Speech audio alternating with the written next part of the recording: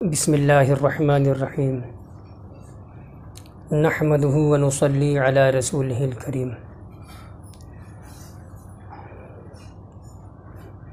میرے ناظرین کرام، کل انشاءاللہ عید منائی جائے گی۔ عید منانے کا تصور جو ہمارے یہاں ہے کہ نیا پوشاک بننا ضروری، ساری نئی چیزیں خرید کر کے لانا ضروری، یہ ہمارا تصور ہے، یہ ہمارا معیار ہے۔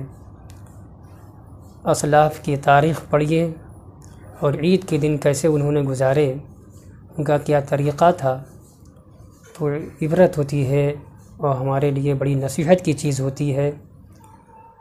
آنکھیں اشک بار ہو جاتی ہیں۔ کہا ہے بزرگوں نے کہ عید زرق برق لباس پہننے کا نام نہیں ہے، اصل میں عید خدا کی وعید سے بچ جانے کا نام ہے۔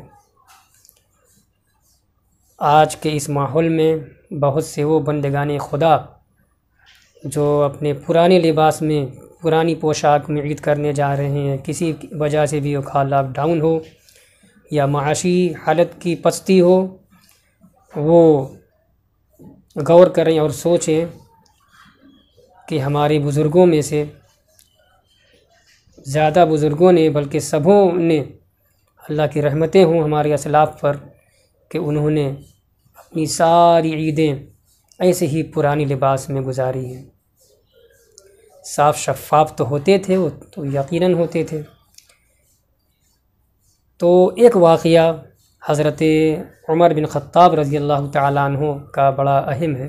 بہت سارے واقعات ہیں دیگر صحابہ کے، تابعین کے، بزرگان دین کے۔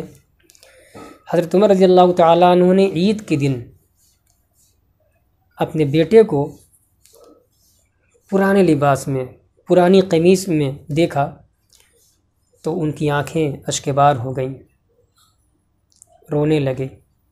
بیٹے نے کہا، ابا جان آپ کیوں روتے ہیں، کس لیے روتے ہیں؟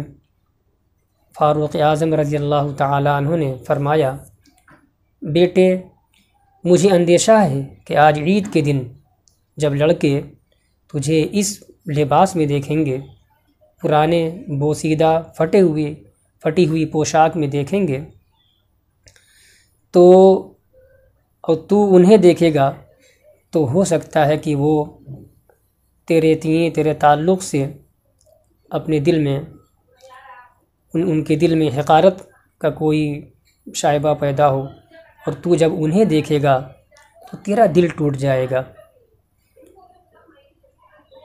بیٹے نے جواب دیا، ابو جان دل تو اس کا ٹوٹے گا جو رضا الہی کو نہ پا سکے، یا اس بچے نے اپنے ماں باپ کی نافرمانی کی ہو۔ ابو جان مجھے پوری امید ہے کہ آپ میرے والد ہیں، آپ کی رضامندی کے طفیل اللہ تبارک و تعالی مجھ سے بھی راضی ہو جائے گا۔ یہ سن کر حضرت فاروق اعظم رضی اللہ تعالیٰ عنہ پھر رونے لگے اور بیٹے کو اپنے گلے لگا لیا اور اس کے لیے دعا کی۔ عید کا دن بہت اہم دن ہے۔ اللہ تبارک و تعالی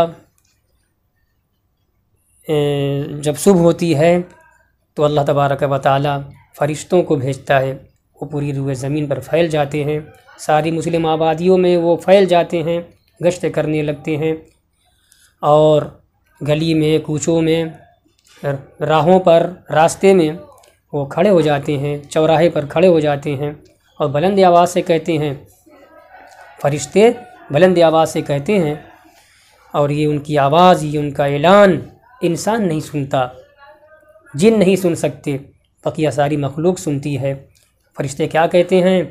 اے محمد صلی اللہ علیہ وسلم کی امت، اپنے رب کریم کی طرف آؤ، وہ رب کریم جو تمہیں عطائیں عظیم دیتا ہے، دے رہا ہے اور دے گا، اور تمہارے بہت چھوٹے بڑے سارے گناہوں کو معاف کرتا جا رہا ہے اور رب کریم میں معاف کر دے گا۔ جب لوگ عیدگاہوں میں آ جاتے ہیں تو اللہ تبارک و تعالیٰ کی تو اللہ تبارک و تعالیٰ فرشتوں سے فرماتا ہے میرے فرشتوں ذرا بتلاؤ اس مزدور کی مزدوری کیا ہے، اس کا کیا بدلہ ہے۔ جو مزدور اپنا کام مکمل کر چکے، اپنا کام جس نے مکمل کر لیا، اس کی کیا مزدوری، اس کا کیا بدلہ ہے۔ فرشتے کہتے ہیں مولا تعالیٰ اس کا بدلہ تو یہی ہے کہ اس کی مزدوری اس کو پوری دے دی جائے۔ تب اللہ تبارک و تعالیٰ فرماتا ہے کہ میں تمہیں گواہ بناتا ہوں، میرے فرشتوں تم گواہ ہو جاؤ، میں تمہیں گواہ بناتا ہوں کہ میں نے اپنے ان بندوں کی مغفرت کر دی جنہوں نے میرے حکم کی تعمیل کی، 1 مہینہ مسلسل انہوں نے خواہشات کو ترک کر دیا اور یہ میرے نام پر میری رضا کے لیے، میری خوشنودی کے حصول کے لیے یہ بھوکے رہے، پیاسے رہے، اپنی ساری خواہشات کو انہوں نے ترک کر دیا۔ اب تم گواہ ہو جاؤ میں نے ان کو بخش دیا۔ کتنا بڑا انعام ہے اور اجر ہے۔ اللہ تبارک و تعالی ایسے ہی خوش نصیب بندوں میں ہم لوگوں کا شمار فرمائے۔ وآخر دعوانا ان الحمد للہ رب العالمین۔